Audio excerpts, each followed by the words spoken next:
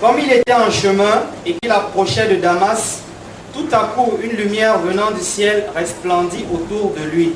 Il tomba par terre et il entendit une voix qui lui disait « Saul, Saul, pourquoi me persécutes-tu » Il répondit « Qui es-tu, Seigneur ?» Et le Seigneur dit « Je suis Jésus que tu persécutes. Il te serait dur de regimber contre les aiguillons. » Tremblant et saisi d'effroi, il dit « Seigneur, que veux-tu que je fasse ?» Et le Seigneur lui dit « Lève-toi, entre dans la ville et on te dira ce que tu dois faire. » Les hommes qui l'accompagnaient demeurèrent stupéfaits. Ils entendaient bien la voix, mais ils ne voyaient personne. Amen. Amen.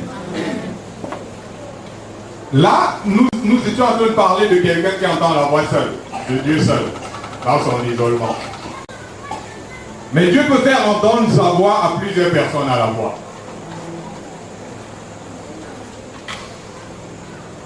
Lorsqu'Adam et Ève avaient transgressé la parole de Dieu, ils entendirent, un d'entre eux a entendu et puis il a répété à l'autre, tous deux entendirent la voix de Dieu. Dieu était en train d'arriver. Et tous deux, sans exception, ont entendu la voix de Dieu qui parcourait le jardin. Ce n'était pas dans l'isolement une seule personne qui entend. Et ils allèrent se cacher. Au pied du mont Sinaï, Dieu parla de vive voix. Et tout le peuple l'entendit. Nous n'oublions pas l'expérience du Jourdain. Alors que Jésus sortait des eaux du baptême, la voix de Dieu se fit entendre à toute la foule. Il y avait une foule qui était là, qui assistait au baptême. Ce n'est pas une seule personne qui a entendu. Toute la foule a entendu Dieu disant, celui-ci est mon fils en qui j'ai mis toute mon affection. Toute la foule. Une autre fois, alors que Jésus était allé prier sur la montagne avec 3 de ses disciples, Moïse et Élie leur apparurent, conversant avec Jésus, une nuée vint les couvrir, et de la nuée sortit une voix qu'ils entendirent tous. Là, j'ai dit que Pierre avait entendu, Jean a entendu, Jacques a entendu. Il n'était pas en train de dormir. Et la voix disait, celui-ci est mon fils élu, écoutez-le. Ils levèrent les yeux et ne virent que Jésus seul. Pierre qui était là en a fait une pierre de touche dans son témoignage qu'il annonce comme n'étant pas des fables habilement conçues, mais des choses qu'ils ont vues et entendues. Quand ils allaient maintenant parler devant les hommes, ils disaient, nous ne sommes pas en train de vous parler des fables que nous avons entendues ou qui ont été fabriquées d'une manière ou d'une autre, mais c'est comme l'ayant entendu. Cette voix qui nous parlait sur la montagne. Et ce n'est pas tout, puisque notre jour, en plein Jérusalem, toute la foule a entendu Dieu répondre à Jésus, parce que Jésus était en train de parler. Il disait à Dieu, glorifie ton nom. Ouais, lui, il était devant le peuple, il priait, il dit, bon, Seigneur, il a dit plusieurs choses, et puis il a terminé en disant, glorifie ton nom. Parce qu'en fait, il parlait que c'était pour cette heure-là qu'il était venu. Donc Dieu, est-ce qu'il va encore, il va pas se dérober? Alors il a dit, glorifie ton nom. Alors Dieu répondit ouvertement et publiquement. Ouvertement et publiquement. Je l'ai glorifié et je le glorifierai encore. Ainsi le Très-Haut fit retentir sa voix, comme le psalmiste dit quelque part, en tournant dans les cieux, au point que la foule était divisée, car il y en a qui disaient que c'était la voix du tonnerre. D'autres disaient que c'était la voix d'un ange. Mais que ce soit le tonnerre ou un ange, ils avaient tous entendu ce que la voix, si c'était le tonnerre ou la voix de l'ange, avait dit. Alléluia. Et ce ne sont pas des choses du passé. Un jour, je me souviens, c'était à 9h du matin. 9h du jour, nous étions, ma femme et moi, on était en train de causer dans la chambre. Et on a tous entendu la voix de Dieu parler au salon. J'ai parlé seul. J'ai cru que c'est moi seul qui a entendu, mais elle aussi elle a entendu. Et nous sommes sortis comme un seul homme. Nous entendions la voix, mais Personne, on ne voyait personne. Alors, mais la voix n'était pas douce comme parfois, mais elle était comme si c'est le lion qui est en train de parler. Vous entendez souvent le lion quand le lion rugit. Mais là maintenant c'est comme si le lion est en train de parler un langage humain.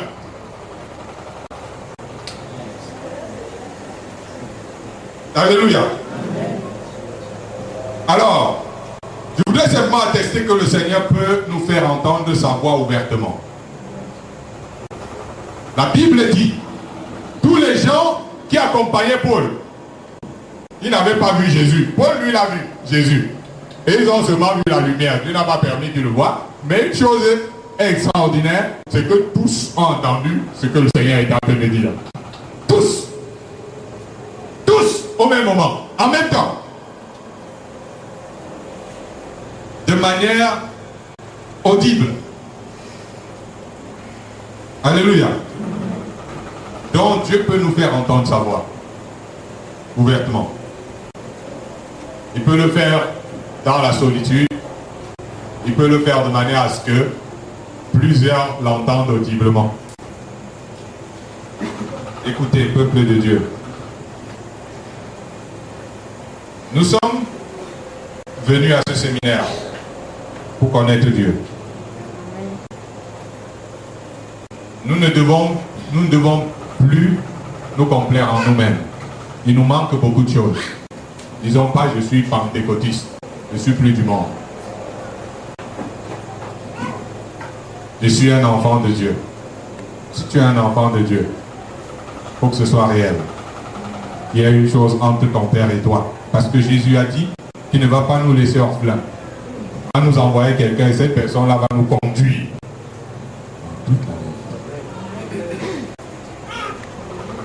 Alors, c'est où ça? Pourquoi c'est pas comme ça? Il y a un problème. Parce que nous nous sommes abandonnés à l'évangile de prospérité. Je voyagerai, je me marierai, j'avancerai, je suis le premier et non le dernier. Bref, voilà tous nos évangiles. On est en train de prêcher la terre. Et non le royaume des cieux. Alléluia. Disons Osée 2, verset 16. C'est pourquoi voici, je vais l'attirer et la conduire au désert. Je parlerai à son cœur. Amen. Amen. Amen. Le Seigneur ne parle pas toujours de vive voix, il parle surtout à notre cœur. Amen. Dieu parle surtout. Dans la plupart du temps, il parle à notre cœur, ce qui veut dire que Dieu parle de vive voix quand il veut, mais très souvent, quand il veut parler, la voix sort d'ici dedans. Notre cœur est le premier récepteur de ces émissions. Alléluia. Notre cœur est le premier récepteur de ces émissions, mais il faut d'abord que nous nous laissions attirer par le Seigneur. Qu'est-ce qui nous attire en Dieu? Peuple de Dieu. C'est tellement grave ce qui attire les enfants de Dieu aujourd'hui. Est-ce que c'est le Seigneur qui nous attire? Je suis en train de courir à gauche et à droite. Est-ce le Seigneur qui m'attire? Ou je suis à la recherche de quelque chose qui est peut-être important? Je suis sûr qu'il n'y a pas de problème à ça. Mais est-ce que c'est le Seigneur qui nous attire? Alléluia. Le désert a plusieurs sens ici. Il symbolise un lieu de disette, d'une part, où la souffrance, et de l'autre, un lieu solitaire où il n'y a pas de bruit.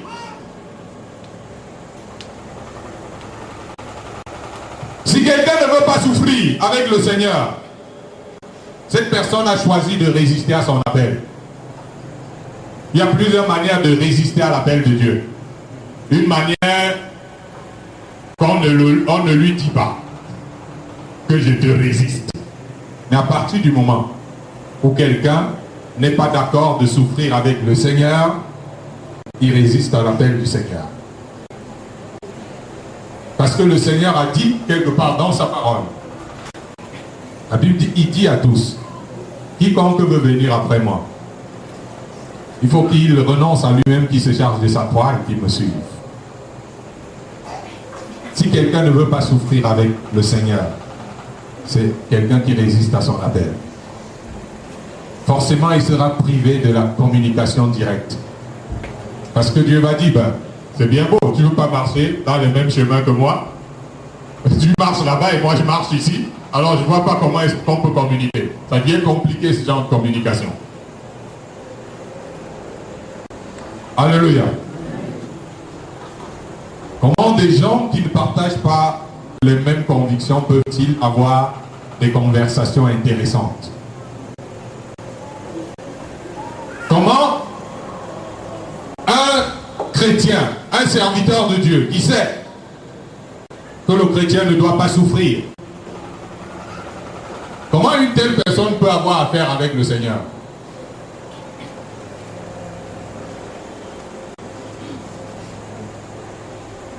Le peuple de Dieu boit cette eau sale sans en référer à l'évangile de Jésus-Christ de Nazareth. Est-ce que c'est ce que Jésus a prêché? Non, puisque c'est dit par quelqu'un qui a une grosse toge et un gros titre, alors vérité. J'entends même souvent vérité dans la salle. Vous êtes assis, vous assistez à une conférence, quelqu'un vient de raconter n'importe quoi là-bas devant, on dit vérité. Mais quand tu regardes dans la Bible, tu vois que ce qu'il dit, ce n'est pas conforme à ce que Jésus a dit. Et je sais pour ma part que c'est Jésus qui est la vérité. Je ne saurais donc comprendre en quoi lui, ce qu'il dit est vérité. Et nous disons vérité à tout. Par ailleurs, si la présence de Dieu nous ennuie, au point que nous n'aimons pas nous retirer seuls avec lui, nous aurons du mal à percevoir sa voix. Beaucoup d'enfants de Dieu, ils aiment bien être avec les frères et sœurs, ils aiment bien être avec les voisins, ils aiment bien être avec plein de trucs, mais ils n'aiment pas se retrouver seuls avec le Seigneur. Ce moment-là est ennuyeux. Il passe 5 minutes, oh, c'est bien, Seigneur. Mais si pour ce jour, amen, alléluia, tu as compris toi-même tout le reste, tu sais ce dont nous avons besoin, tu es au contrôle. C'est bon.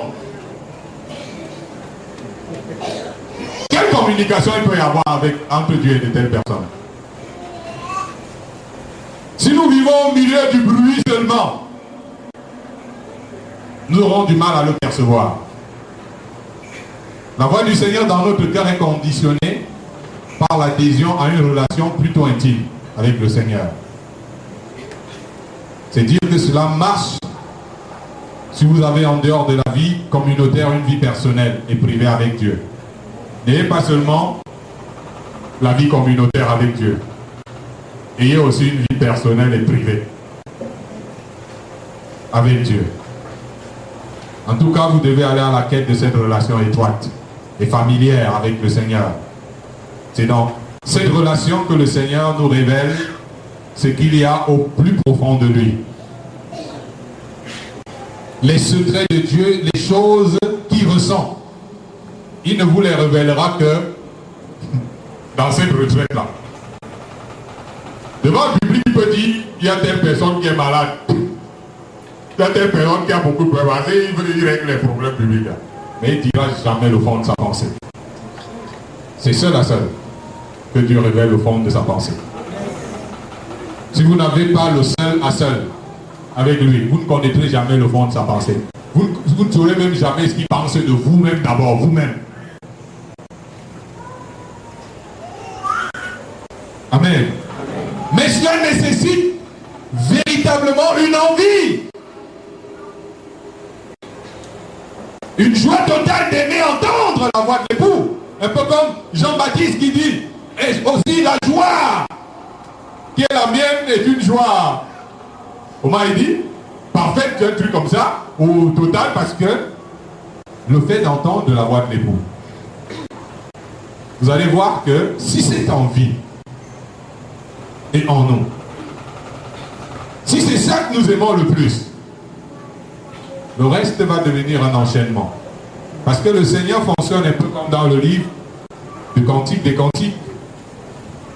Vous voyez, quand l'époux appelle l'époux et se rapproche de lui, dès que l'épouse est prête, il s'éloigne encore un peu plus parce qu'il veut, non, tu n'as pas encore fait suffisamment de pas. Alors lorsque nous allons à la quête du Seigneur, parfois il commence à nous montrer un peu son visage, mais il veut que nous allions plus loin. Il ne nous parle pas, il se retire pour que nous continuions à aller plus loin encore dans notre quête.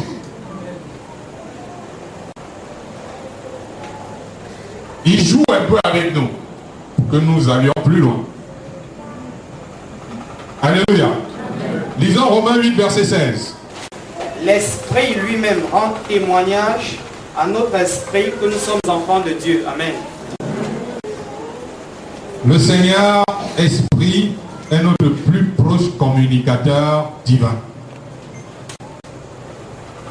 Parce qu'il habite en nous. Vous voyez, le Saint-Esprit. Comment vivre avec quelqu'un sans communiquer avec lui? Comment? N'est-ce pas par la conversation que l'on a le plus la preuve que quelqu'un est là? Hein? Maintenant, le Saint-Esprit parle à notre esprit. Ce qui revient à dire qu'il nous parle rarement de vive voix. Vous comprenez? L'apôtre Paul parle du Saint-Esprit parlant à notre esprit. Ça veut dire qu'il nous parle par la conscience. Ouais, c'est différent de parler à quelqu'un de vive voix. Il nous communique la pensée de Dieu mentalement.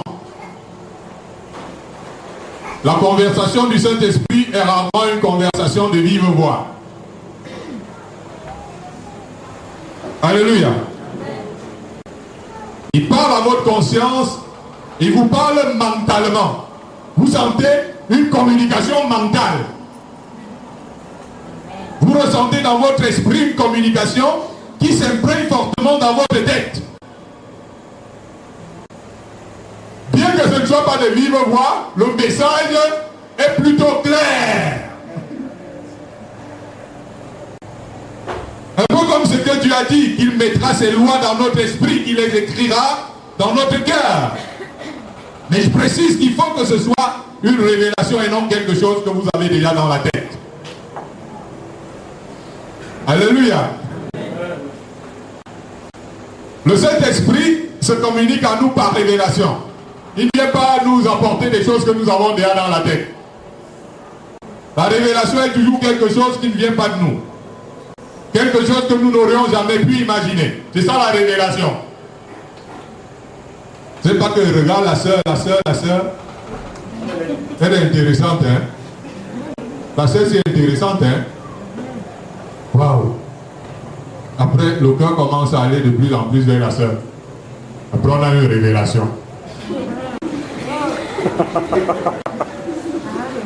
Non, c'est pas comme ça que l'Esprit de Dieu fonctionne. Alléluia. Je vous dis que c'est difficile de passer sa vie à voir le témoignage de soi-même ou des hommes que nous sommes enfants de Dieu. Les gens nous disent, oui, tu es enfant de Dieu. Vous-même, vous avez, oui, je suis enfant de Dieu, j'ai donné ma vie à Jésus. Si le Saint-Esprit nous parle, cela rassure plus que Dieu est vraiment notre Père, que nous sommes ses enfants. Sinon, cela laisse beaucoup de questions en suspens, même si on a la foi, parce que la foi vient de ce qu'on entend. Et le témoignage de Dieu est plus grand que celui des hommes. Alors faites attention à la voix de la conscience. Il est notre Dieu et nous sommes le peuple de son pâturage, le troupeau que sa main conduit. Oh, un désir, si vous pouviez écouter aujourd'hui sa voix. Si nous n'entendons pas la voix de Dieu, la première raison, c'est que nous ne l'écoutons pas. Ça, c'est la première raison. C'est que nous ne l'écoutons même pas. Nous ne cherchons même pas à écouter Dieu. Ce n'est pas un souci pour nous. Le peuple de Dieu, ce n'est pas un souci. Que quelqu'un se rapproche de Dieu, il a besoin que Dieu lui parle. Ce n'est pas notre souci. fait pas partie de notre tasse de thé. Ça ne fait pas partie de notre fonctionnement. Nous nous sommes arrangés dans notre marche avec Dieu à être les imposants de notre volonté à Dieu. Et c'est nous qui devons parler à Dieu. C'est nous qui devons lui dire ce dont nous avons besoin. C'est nous qui devons lui dire nos projets. C'est nous qui devons lui dire nos programmes. C'est nous qui devons l'appeler pour des tas de choses. Nous n'avons pas besoin de l'écouter. Il n'a rien à nous dire. Alléluia. Il faut au moins commencer par prêter l'oreille pour entendre. Il faut déjà que nous soyons disposés à nous laisser guider par Dieu. C'est pour ça que je suis contre la théologie jusqu'à ce que Jésus revienne. Même si je dois être seul. Pourquoi? Parce qu'une fois que quelqu'un est parti étudier, il sait qu'il a dans la connaissance. Il s'appuie dessus pour servir Dieu, pour faire l'œuvre de Dieu. Et il appelle cela l'œuvre de Dieu. Si c'est l'œuvre de Dieu, c'est Dieu qui doit être en train de travailler. De faire le travail. Toi, tu es un être humain. Pourquoi c'est son œuvre? Absent? Absent dans son œuvre? Inactif dans son œuvre? Muet? Pour dire ce qui doit se passer aujourd'hui? Pour dire ce que vous devez faire vendredi, samedi, dimanche? Pour dire ce que tu dois dire à la personne qui est en face de toi et qui est venue pour que tu le reçoives? Dieu n'a rien à dire? Eh ben oui, il a fini de parler, ben je prie, formule, tout est formulé, tout est clair. 1 plus 1 égale 2, tout est clair dans l'œuvre de Dieu. Tu sais quoi faire. Tu n'as pas besoin d'écouter Dieu pour ça. C'est la foi by faith. Tout est fait dans l'œuvre de Dieu by faith. Ma Bible me dit, point final. Et vous voulez que Dieu parle à une église pareille? Amen. Nous demandons au Seigneur de prendre souvent contrôle dans nos églises. À chaque culte. Oh Dieu, frère, prions que le Seigneur prenne contrôle du culte. Alléluia. Faites la tombola, celui qui a le plus offrande sera plus béni, et ainsi de suite. Et puis comme c'est bien lancé, tous les prédicateurs qui passent, personne ne doit blesser. Le monsieur qui est passé là-devant, tout le monde doit faire la même chose. C'est pour ça qu'on a cessé de m'appeler